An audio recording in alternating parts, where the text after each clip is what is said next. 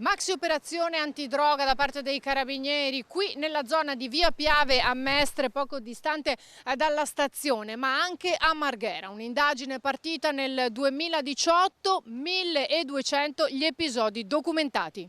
L'una e mezza qui per Via Piave c'erano le pattuglie dei carabinieri che sfrecciavano molto velocemente a sirene spiegate.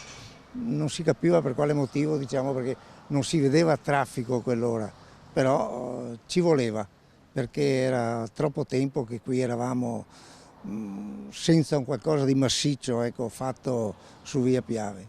27 le persone indagate non solo in terraferma ma anche nelle zone di Padova, Treviso, Udine, Belluno e Pordenone, tutte ritenute responsabili di attività di detenzione e spaccio di stupefacenti. Segnalati alla prefettura circa 1000 consumatori che arrivavano a Mestre da tutto il nord-est. La lunga indagine eseguita dalla sezione operativa della Compagnia di Mestre, iniziata nell'ottobre 2018, si è conclusa dopo 4 anni. Tutto è partito dall'arresto di un 42enne tunisino trovato con 300 grammi di eroina. Poi la scoperta nel 2019 di un laboratorio clandestino col conseguente arresto di 3 persone di origine albanese e sequestro del materiale.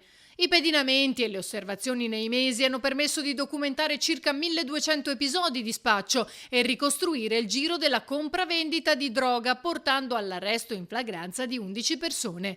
In totale sono stati sequestrati 2 kg di eroina e 1 chilo di marijuana. Per 11 persone è disposta la custodia in carcere, per 5 i domiciliari, per 11 il divieto di dimora a Venezia. In mattinata è arrivato il plauso del prefetto di Bari e dell'amministrazione comunale.